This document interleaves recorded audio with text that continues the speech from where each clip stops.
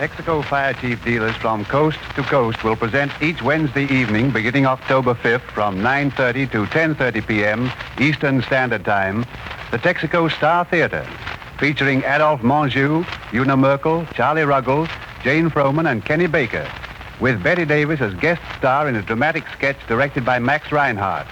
David Broekman's orchestra with Harry Simeon's chorus. Tune in the first broadcast Wednesday, October 5th at 9:30 p.m. Eastern Standard Time. The Mercury Theater on the air.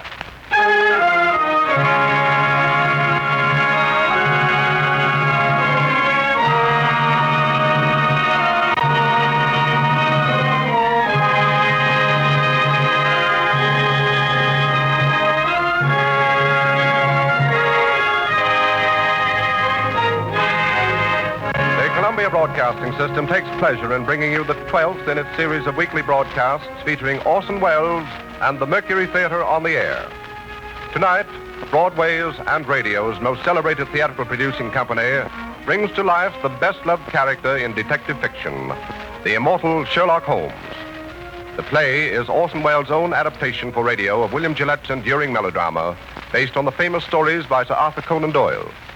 Before the performance begins, here is the director of the Mercury Theater, the star and producer of these unique broadcasts, Orson Welles. Good evening. Well, tonight it's back to Baker Street. Back to that unlikely London of the 19th century where high adventure awaits all who would seek it, in a hansom cab or under a gas lamp in an Inverness cape. For tonight we pay tribute to the most wonderful member of that most wonderful world, a gentleman who never lived and who will never die. There are only a few of them, these permanent profiles, everlasting silhouettes on the edge of the world. There is first the little hunchback with a slapstick whose hooked nose is shaped like his cap. There is now and always will be the penguin-footed hobo in the derby and the baggy pants, and the small boy with a wooden head, and the long, rusty knight on horseback, and the fat knight who could only procure a charge on foot. There is also the tall gentleman with a hawk's face, and the underslung pipe, and the fore and aft cap. We'd know them anywhere and call them easily by name. Punch and the Charlies, Chaplin and McCarthy, Quixote, Sir John, and Sherlock Holmes. Now, irrelevant as this may seem, we of the Mercury Theater are very much occupied these days with rehearsals for a revival of a fine old American farce. A lot of you will remember, if only for its lovely title, which is Too Much Johnson. Its author was William Gillette, which reminded us, as it reminds you, of Sherlock Holmes. As everybody knows, that celebrated American inventor of underacting lent his considerable gifts as a playwright to the indestructible legend of the Conan Doyle detective, and produced the play which is as much a part of the Holmes literature as any of Sir Arthur's own romances, and as nobody will ever forget. He gave his face to him. For William Gillette was the aquiline and actual embodiment of Holmes himself. It is too little to say that William Gillette resembled Sherlock Holmes. Sherlock Holmes looks exactly like William Gillette. Sounds like him too, we're afraid, and hope devoutly that the Mercury Theater and the radio will take none of the glamour from the beloved fable of Baker Street, from the pipe and the violin and the hideous purple dressing gown, from the needle and the cigar on the window ledge, and the dry, final, famous lines. Elementary, my dear Watson, elementary, the mere child's play of deduction.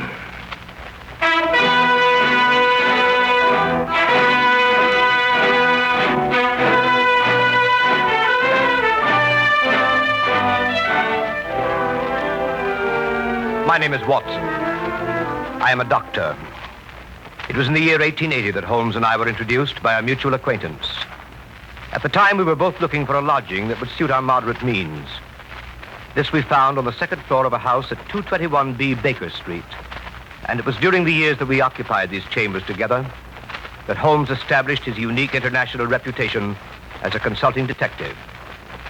During that time, I was privileged to be his daily companion, and I have done my modest share in giving to the world an account of some of his most famous cases. Most famous of these are the ones of which I have written under the names of The Speckled Band, Sign of Thor, Hound of the Baskervilles, and A Study in Scarlet. They represent, however, only a minute fraction of the 643 cases Holmes successfully solved during the years that we shared the lodgings in Baker Street. Other cases I hope one day to give to the world include the Tarleton murders, the sudden death of Cardinal Tosca, the adventure of Ricoletti of the Clubfoot and his abominable wife, the case of Mrs. Farintosh, the circus belle, and the case of the royal family of Scandinavia. Each illustrate in their own way the remarkable genius of my friend Sherlock Holmes. Since my marriage 3 years ago, Holmes has continued to occupy the Baker Street lodgings by himself. And here almost every afternoon when my work in the office is finished, I am in the habit of calling on him. The sitting room as you go in is exactly as it has been for the past 13 years. The worn bearskin rug, the huge sofa covered with faded chintz, the mantelpiece cluttered with miscellaneous objects, unanswered letters and piles of loose tobacco. On one side of the fireplace in a deep armchair, his pipe curling forth slow wreaths of acrid tobacco, draped in his hideous purple dressing gown, sits Sherlock Holmes with his violin under his chin.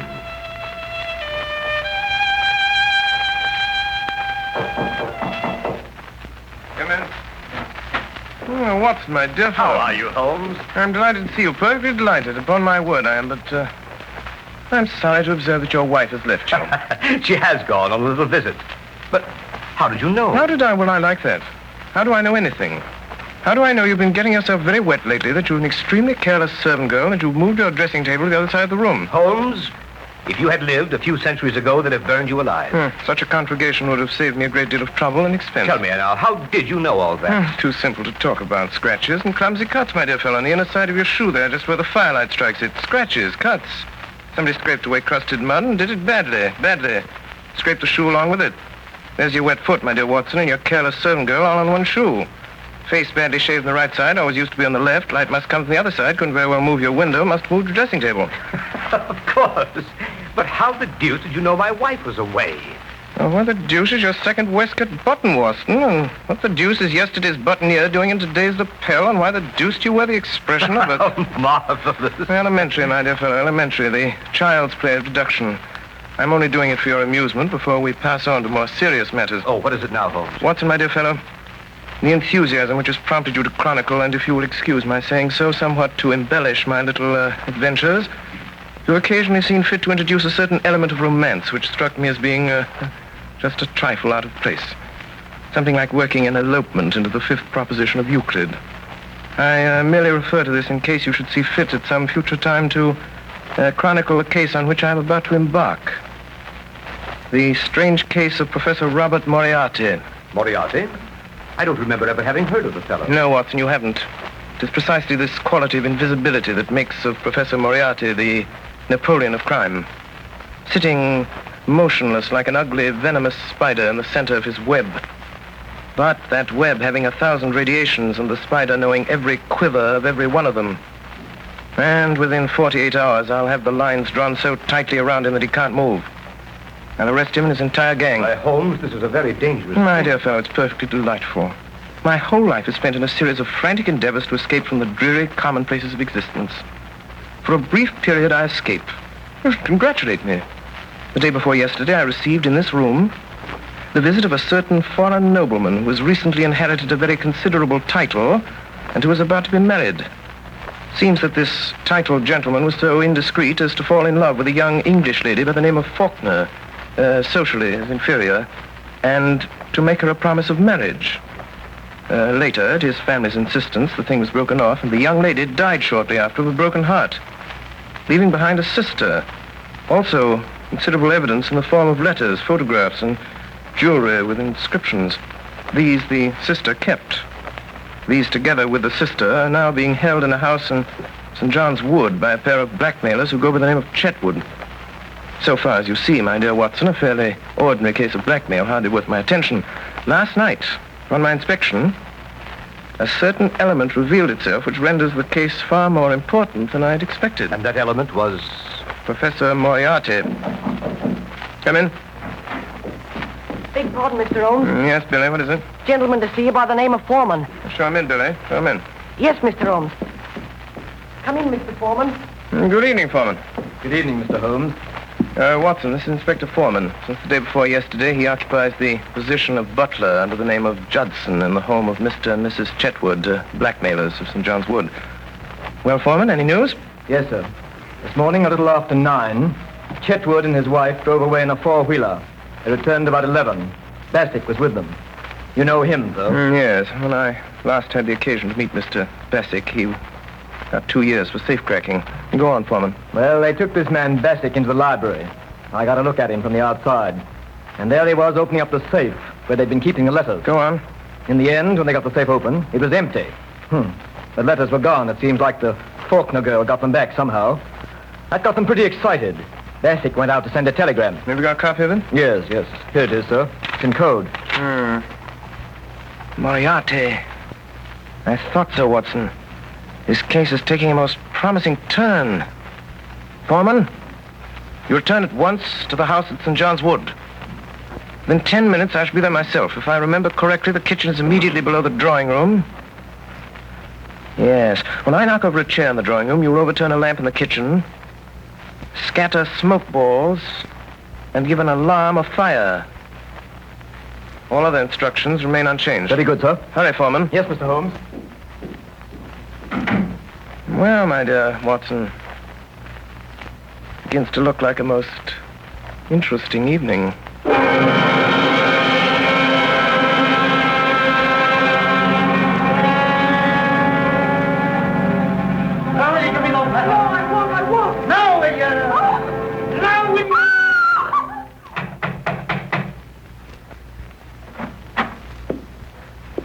Good evening.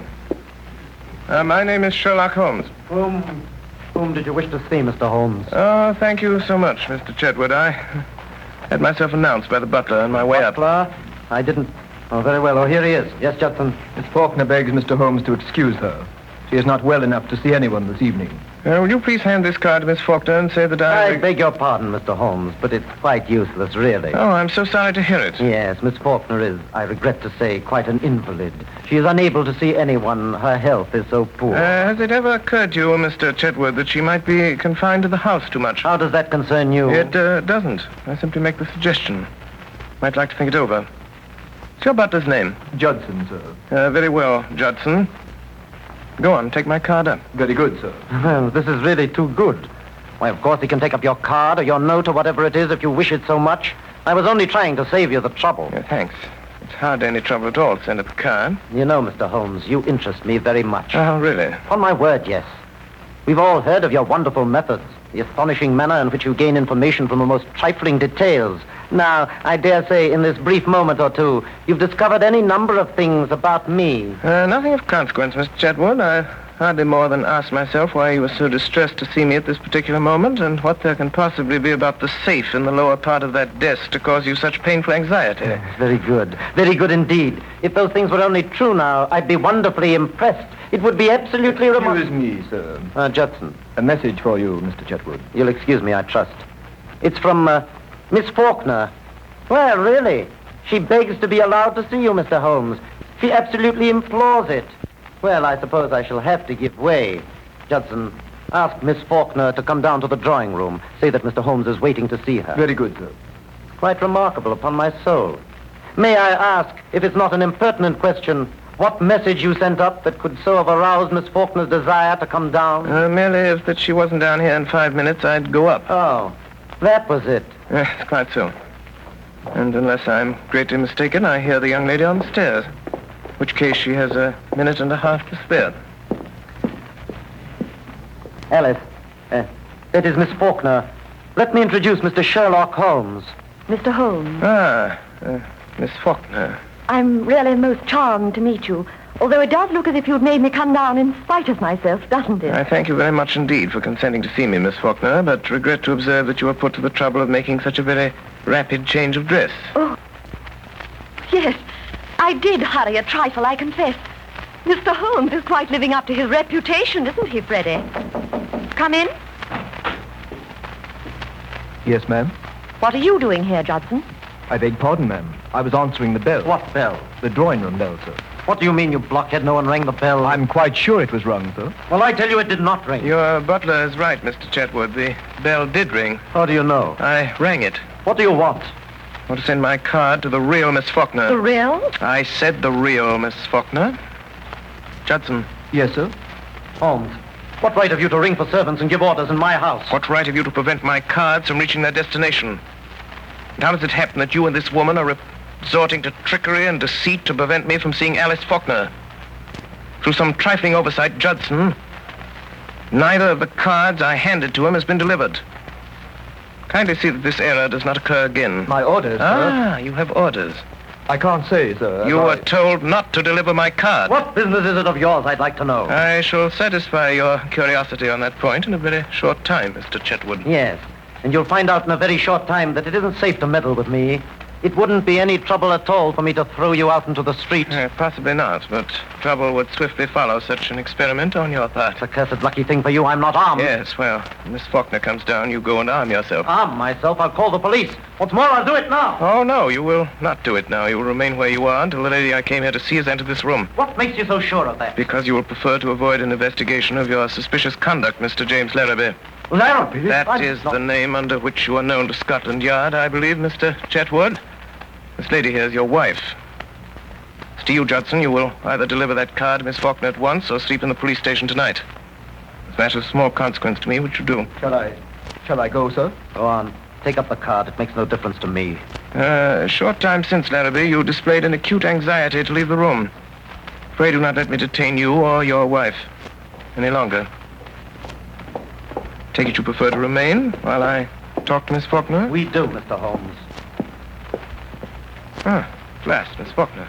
This is Mr. Holmes. Yes, You wish to see me? very much indeed, Miss Faulkner, but I'm sorry to see that you are far from well. Oh, no, No? Beg your pardon.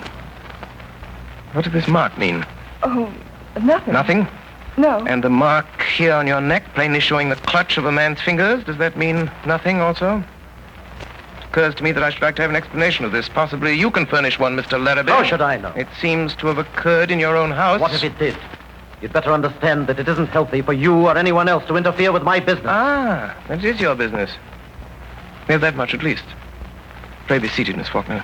I don't know who you are, Mr. Holmes, or why you were here. I shall be very glad indeed to explain. My business is this.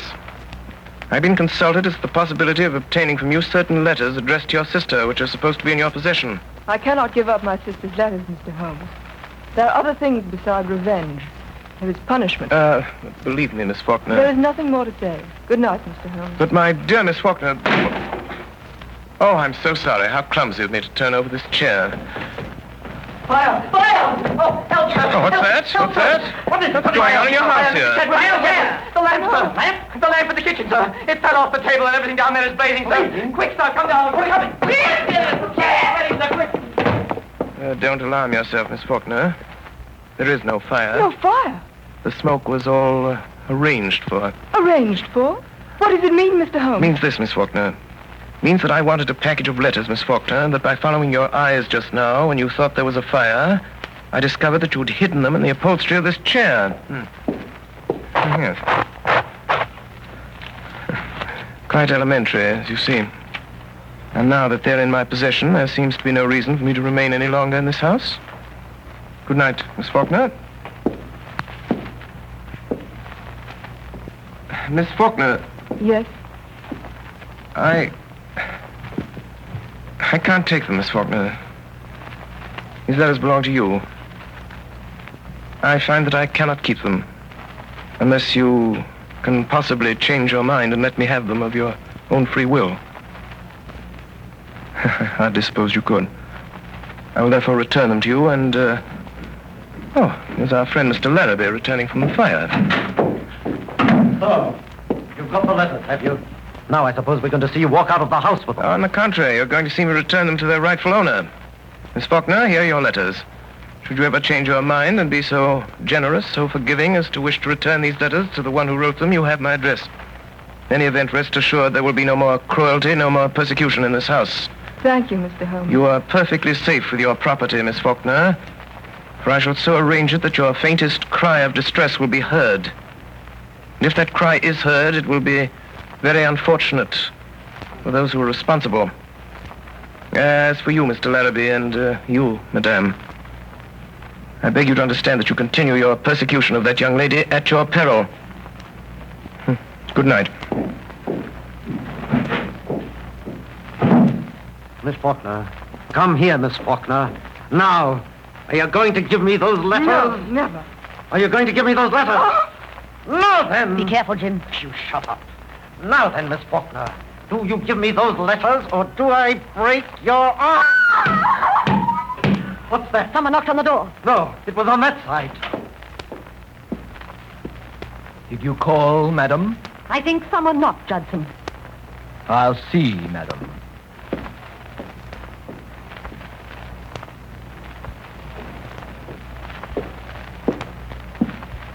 I beg pardon, madam, but there's no one at the door. Very well, you may go. He's got us watched. What we want to do is to leave it alone. Let the Emperor have it. Do you mean Professor Moriarty? That's who I mean. Once let him get at it, he'll settle it with Holmes pretty quick. Don't you worry a minute. I tell you, Professor Moriarty will get at him before noon tomorrow night. He won't wait long either. And when he strikes, it means death.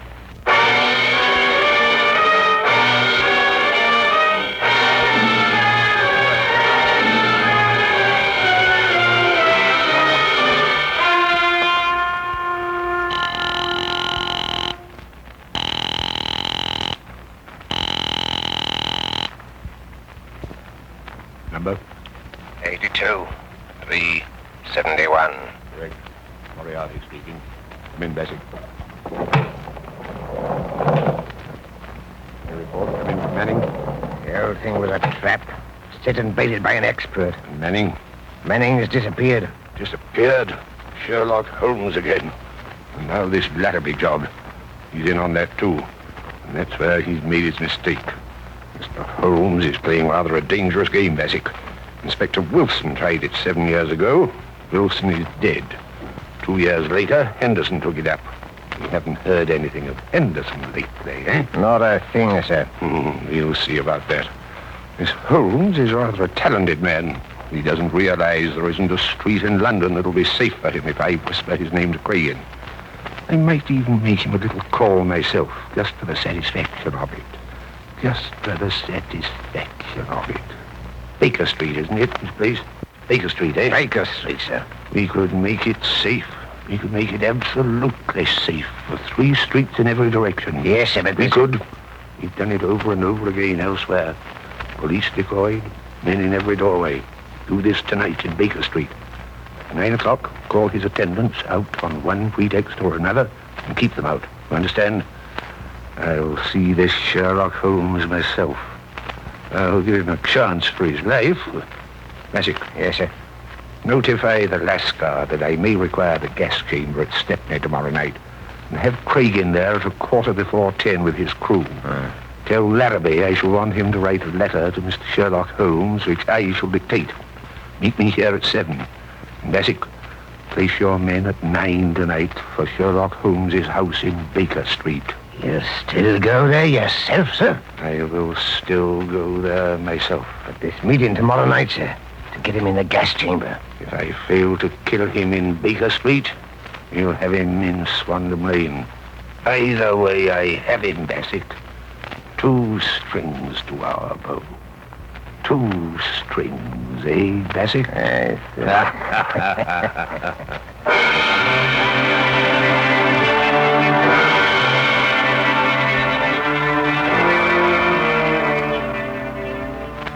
That evening, Holmes and I dined together at Scott's in Piccadilly Circus. After dinner, we went to a concert at Queen's Hall. I can still see him on this particular night of the Moriarty case, well knowing that his life was in peril, sitting beside me in the stalls, wrapped in the most perfect happiness, listening to Sarasate play the violin, gently waving his long, thin fingers in time to the music.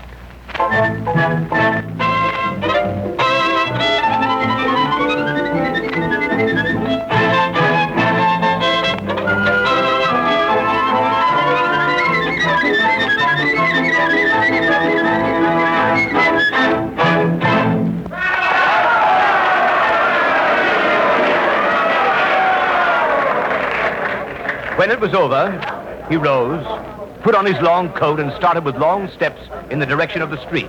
Come, my dear Watson. Let's go on to Baker Street. I have an idea that very soon we shall be receiving a most interesting visit.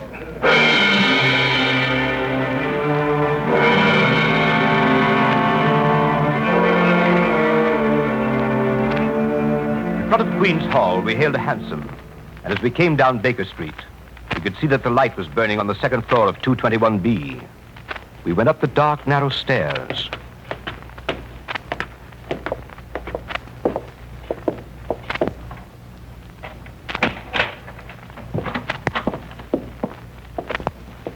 Mr. Holmes. The boy Billy was waiting for us. Mr. Yes. Holmes. What is it? Mrs. Hudson's compliments, sir, and she wants to know if she can see you. No, where is Mrs. Hudson? Downstairs in the kitchen, sir. My compliments, and I don't think she can, where she is. She'll be very sorry, sir. Our regret will be mutual. It was most terrible important, sir. Being as she wants to know what you'll have for breakfast in the morning. The same. Same as when, sir? This morning. But you didn't have nothing, sir. You wasn't here. I won't be here tomorrow. Yes, sir. Was that all, sir? Quite so. Yes, sir. Thank you, sir. Oh, Mr. Holmes, here's a letter for you, sir, on the table. Delivered 10 minutes ago. Well, read it, Watson. There's a good fellow. I put on my dressing gown. Yes. Dear sir. Who thus addresses me? Why, James Larrabee. And what has James to say this evening? Dear sir. I hope he won't say that again.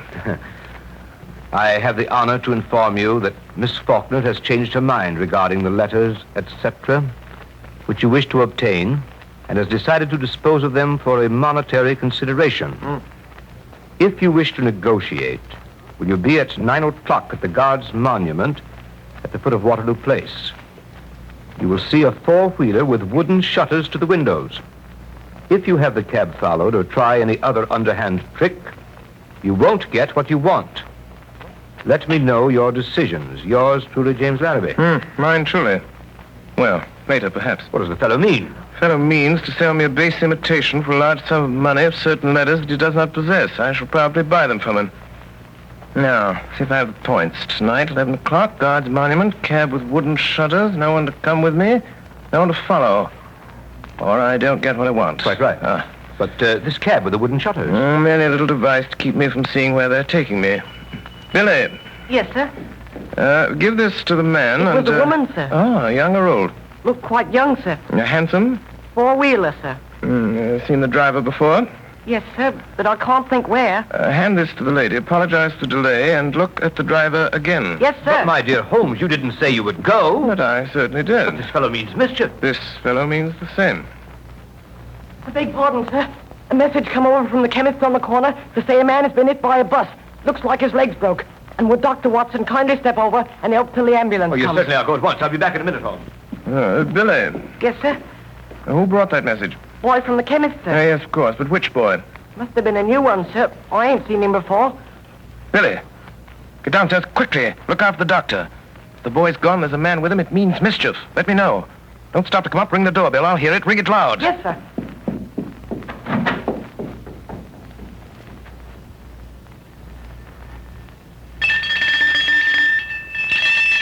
Look out, sir. Look out! Look out! Come on!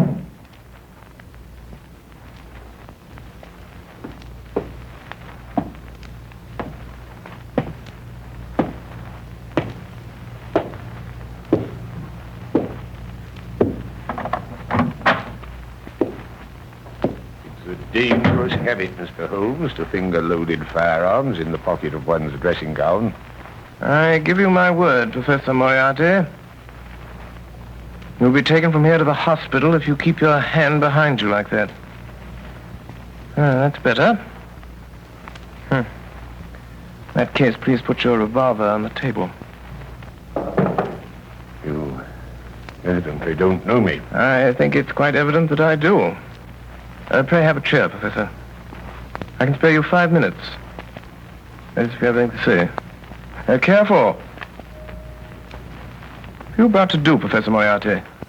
Look at my watch. I'll tell you when your 5 minutes is up. It is your intention to pursue this case against me? That is my intention. To the very end. I regret this. I share your regret, Professor, but Do you think that I would be here if I hadn't made the streets quite safe in every respect? I could never so grossly overestimate your courage as that, Professor Moriarty. Do you imagine that your friend the doctor and your boy Billy will soon return? What? So, it leaves us quite alone, doesn't it, sir? Quite alone. So that we can talk the matter over quietly, Mr. Holmes, and not be disturbed. In the first place, I wish to call your attention to a few memoranda which I've jotted down and which you will find... here they are. Look out! Don't do that. Put your hands down, quickly. Go farther away from that memorandum book you're talking about. I was merely about to take out a small notebook.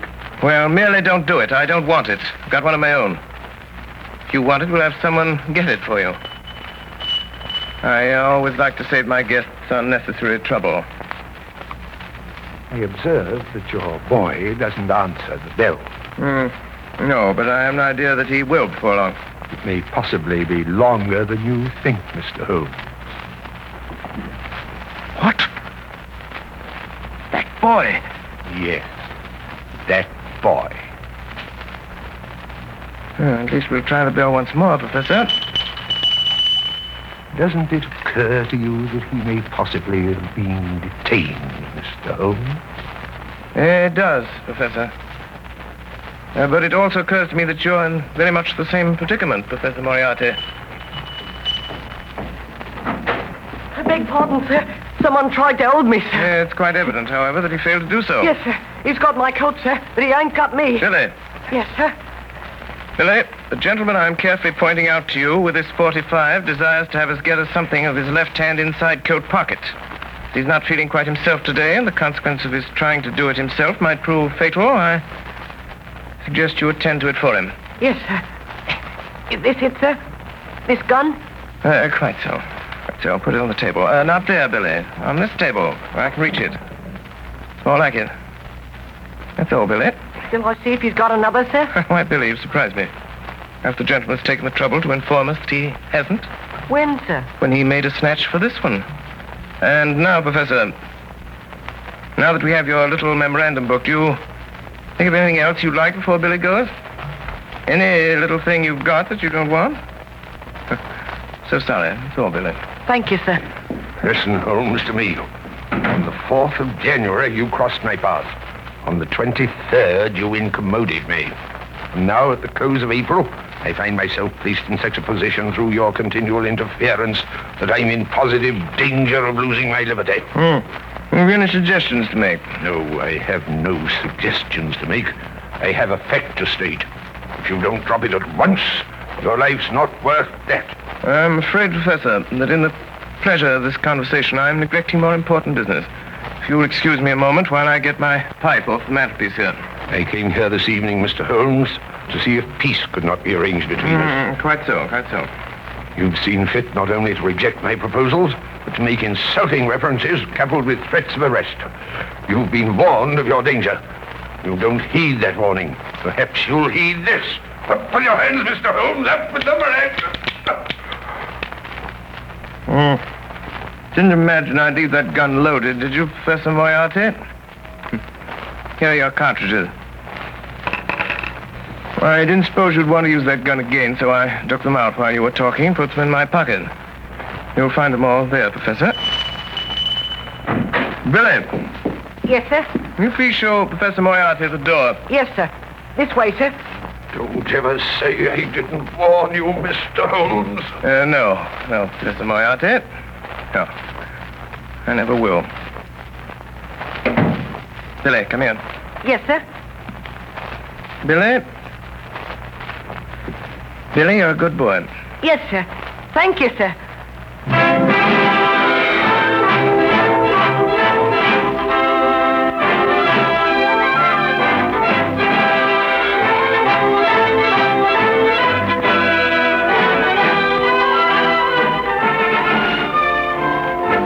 You are listening to the Columbia Broadcasting System's presentation of Orson Welles and the Mercury Theatre on the Air in Sherlock Holmes, with Orson Welles in the title role and Ray Collins as Dr. Watson. We pause a moment for station identification. This is the Columbia Broadcasting System.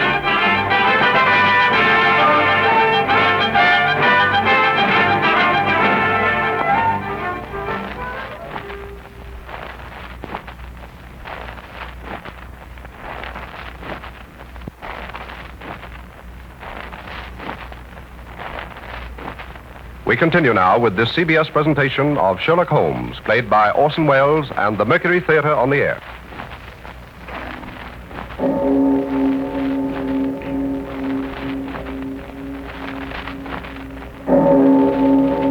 It was exactly 9 o'clock when Sherlock Holmes left the house in Baker Street. He had given the strictest instructions that no one was to follow him. If there had been no word from him by noon of the following day, we must notify Scotland Yard. I went to the window and looked after him as he went down Baker Street. A tall, thin figure in a gray ulster, walking with long, smooth steps in the direction of Langham Place. There he entered a cab.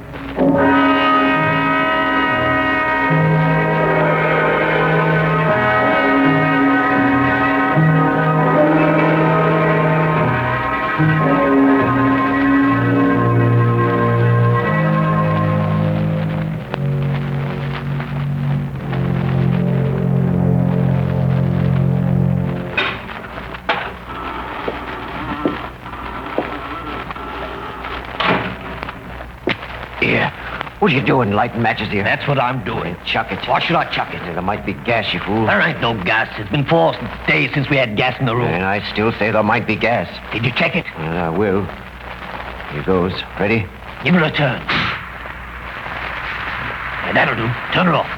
5 minutes of that. All your troubles are ended. Here, what's that? Bassick? That's right, Creighton. That you, Leary? Yes, sir. McCaig? Yes, sir. Be careful now, you boys. You've got a tough one tonight. Who ain't said who, as I've heard. Sherlock Holmes. Oh, you mean that, sir? God's truth. He's going to count him out. Well, if you don't and he gets away, I'm sorry for you, that's all. Back. The governor's here. Not the governor himself. Professor Moriarty. Shut up. Well, Creighton, Yes, sir.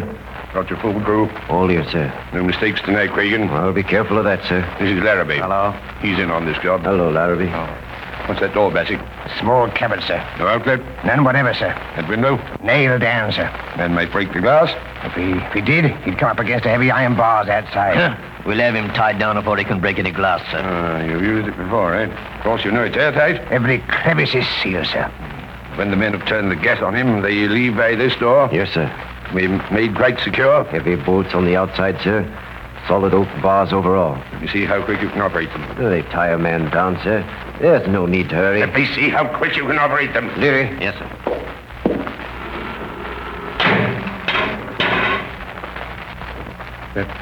That's good. Open it up.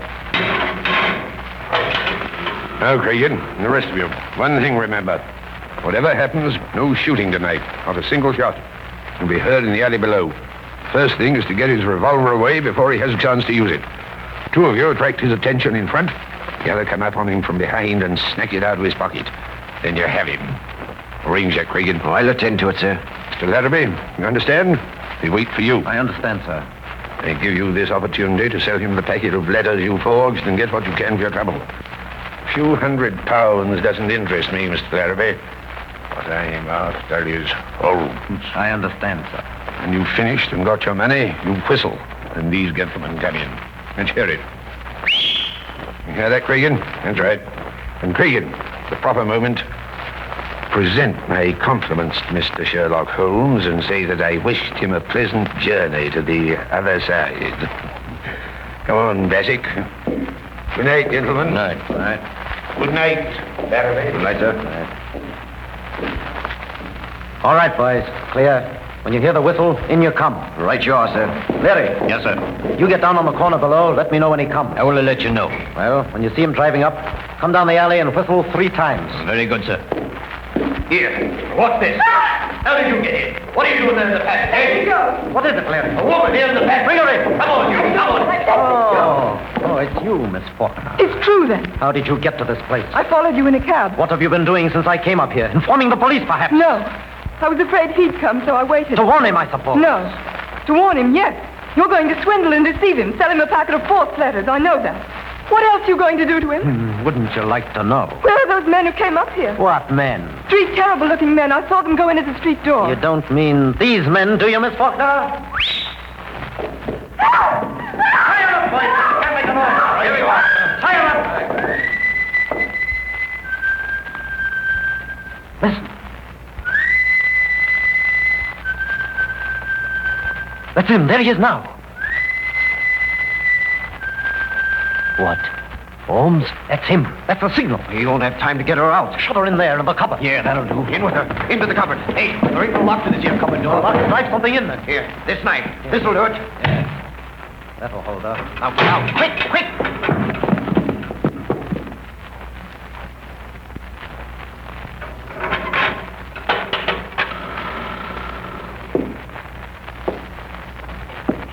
Good evening, Mr. Holmes. Ah, Mr. Larrabee. Already.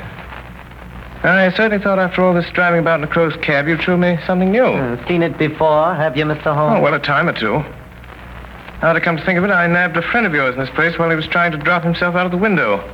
Ed Colvin, the cracksman. Colvin, never heard of him before. Well, you certainly never heard of him after. Sure of that. Brace of counterfeiters used these luxurious chambers in the spring of '89. Well, one of them hid in that cupboard.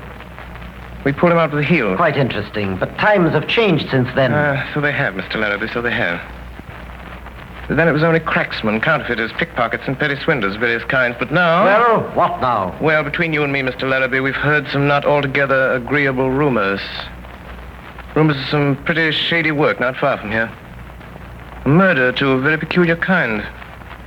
I've always had a suspicion... That's it. My surmise was correct. It is. It is what?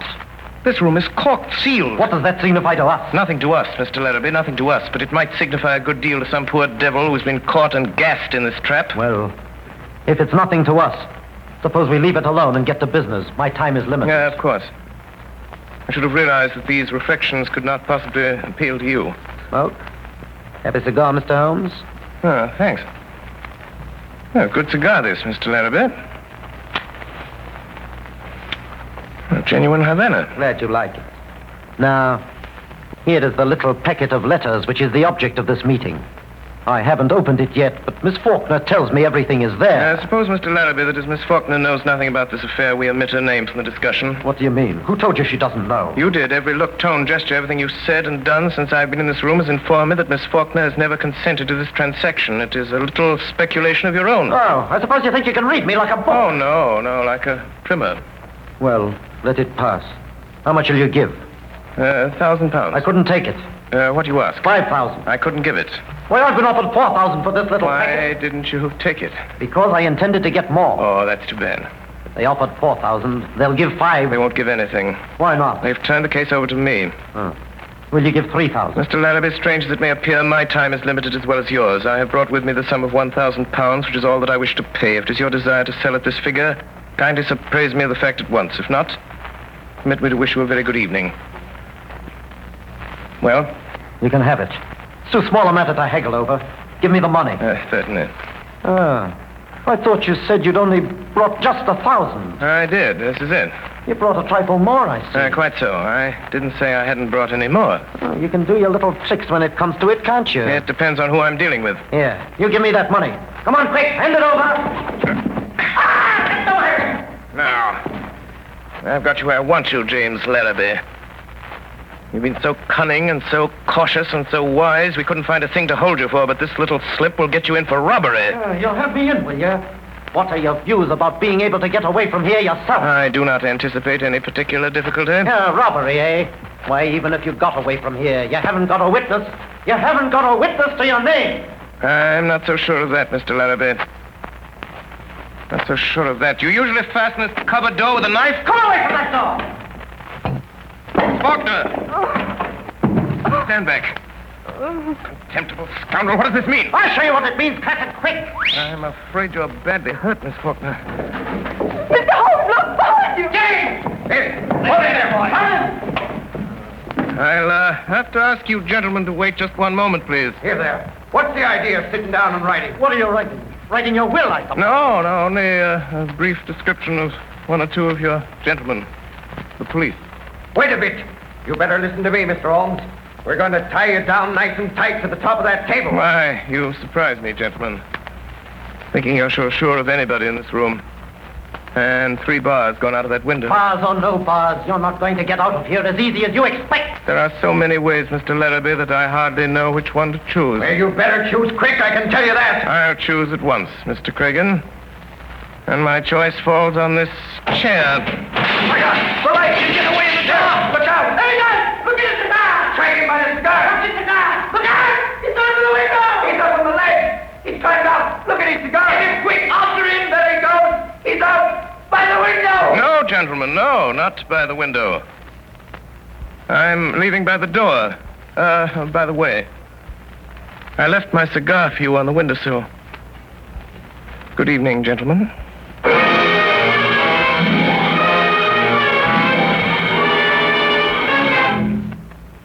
There was no news of Holmes that night.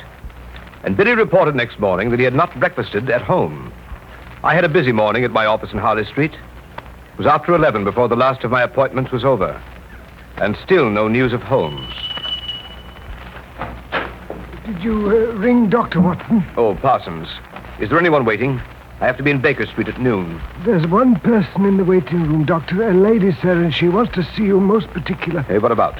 She didn't say, sir, only she said it was of the utmost importance to her if you'd see her, sir. Oh, very well, I'll see her and call a cab for me at the same time and have it wait. Show the lady in. Yes, sir. This way, ma'am. This way. Ah, Doctor, it's awfully good of you to see me. I'm Mrs. H. DeWitt Seaton. Dear me, I didn't bring my card case. Or if I did, I've lost it. Don't trouble about a card, Mrs. Seaton. They said you were Mr. Holmes' friend. Several people told me that. There's several. They advised me to ask you where I could find him today, this morning. And everything depends on it, Doctor. Everything. I'd go to Mr. Holmes at once. But I've been and he wasn't there. You went to Mr. Holmes' house? Yes, in Baker Street. That's why I came to you. They said he might be here. No, he isn't here. But don't you expect him this morning? No, there's no possibility of Mr. Holmes coming as far as I know. But couldn't you get him to come? It would be such a great favor to me. I'm almost worn out with going about and with this dreadful anxiety. If you could get word to Mr. Holmes to come... I could not get him to come, madam, and I beg you to excuse me. I'm going out myself on urgent business. I have no idea where Mr. Holmes could be. What's that, Parsons? It sounded like a accident, sir. Probably nothing more than a broken-down hansom. See what it is, Parsons. That's the bell, sir. Somebody's hurt, sir, and they're wanting you. Well, don't allow anybody to come in. I have no more time. Very well, sir. But they're coming in, Doctor. Let the old man come in, Tom. Yeah, bring him in. There ain't nowhere else for him to go. Can't the doctor's off his business if he can't come in when he's hurt. The doctors can't see anybody. He's got to come in. We can't leave him out in the street, can we? All right, help him in, Parsons. Oh, Doctor, isn't it frightful? Can I be of some use, None Doctor? whatever. But, Doctor, I must see the poor fellow. Oh, my leg. Right this way, sir. Be careful of the sill, sir. That's it. It's a accident. You can't help a accident. Oh, you can't. That's plain enough. He was on the wrong side of the street, he was. Now, over to this chair. No, I'll sit here. No, this is the chair, sir. Don't you suppose I know where I want to sit down? You'll sit down here. That isn't the doctor. The doctor will have a look at you. Here's the doctor. That isn't the doctor. Yes, it is a doctor. Here, doctor. You just come and have a look at this old bloke, will you? He's hurt himself a little, then. Are you a cabman? Yes, I'm the cabman. Well, I'll have you arrested for this. Arrested? Arrested! You can't arrest me. No, I can't, but somebody else can. Where's my hat? Where's my hat? My hat! Never mind your hat. I will mind my hat, and I'll hold you responsible. There's your hat in your hand.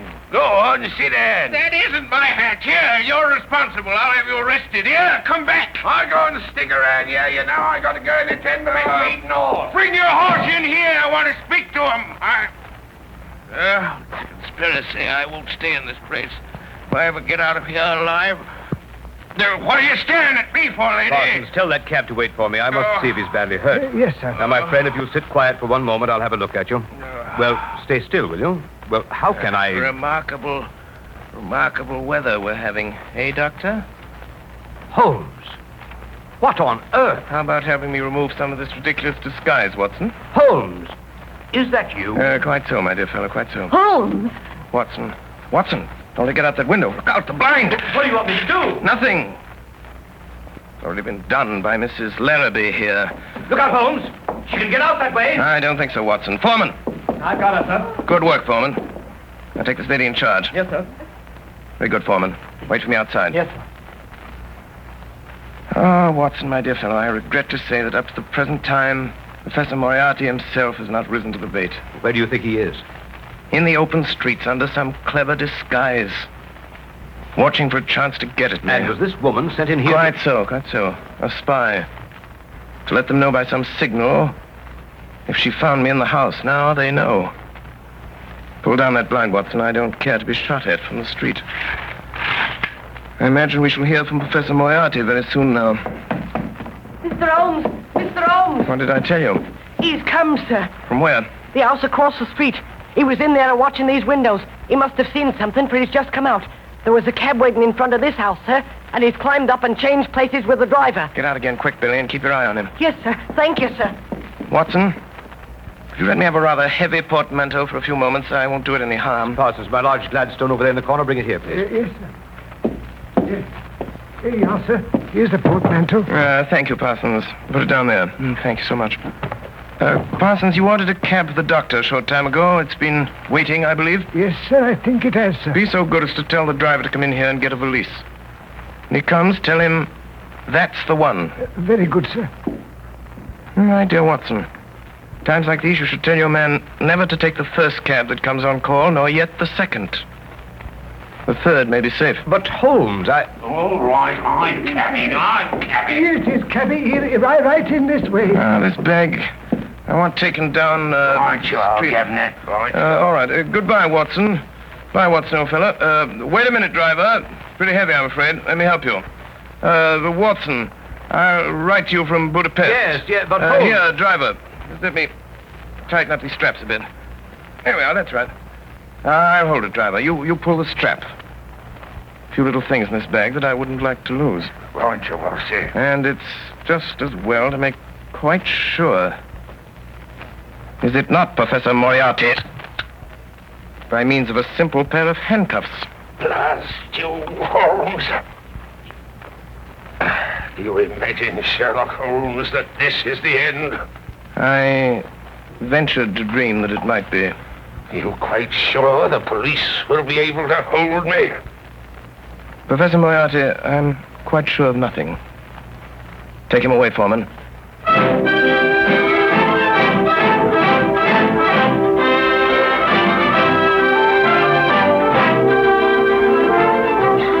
And so, my dear Watson, ends the strange case of Miss Alice Faulkner. Well, what about the letters? Oh, the letters. They were returned to their rightful owner over an hour ago. I suspected from the start that Miss Faulkner was really a nice girl at heart. Ah, dear. What is it, Holmes? I was just reflecting, my dear Watson. With Moriarty out of the way, London, from the point of view of the criminal expert, is likely to become a singularly uninteresting city. One's morning paper, a veritable wilderness of boredom. Mr. Holmes! Mr. Holmes! Yes, Billy? There's a lady, sir. Been waiting for an hour. Says she's got to see you, sir. Case of murder, she says. She's got her face veiled. From which I deduce that she is a lady of over 41 and less than 45, of a strange, dark beauty and considerable social eminence. And that she has lived for some years in the Near East. That she is now wearing a large blood ruby on the second finger of her left hand. Holmes, how do you know these things?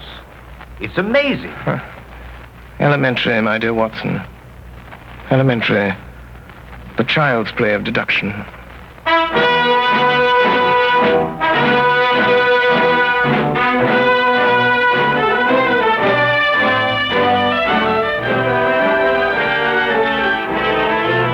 Again tonight, the Columbia Broadcasting System, through its affiliated stations coast to coast, has brought you Orson Welles and the Mercury Theater on the Air, the 12th production in this unique series featuring Broadway's and radio's most celebrated theatrical producing company. This evening, the play was Orson Welles' own adaptation of William Gillette's Sherlock Holmes. In the cast, Dr. Watson, played by Ray Collins, Alice Faulkner by Mary Taylor, Madge Larrabee by Brenda Forbes, James Larrabee by Edgar Barrier, Inspector Foreman by Morgan Farley, Cragen by Richard Wilson, Brassic by Alfred Shirley, Leary by William Allen, Billy by Arthur Anderson, Professor Moriarty by Eustace Wyatt, and Sherlock Holmes by Orson Welles. The orchestra was conducted by Bernard Herrmann, and the production was supervised for CBS by Davidson Taylor. Your announcer is Frank Gallup.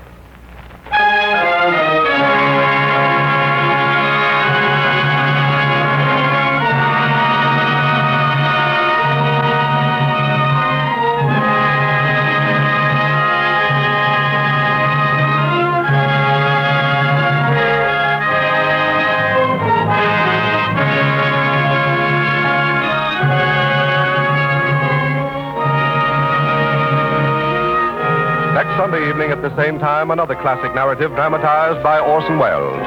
Join us then for Charles Dickens' Oliver Twist, brought to life by the Mercury Theater on the Air.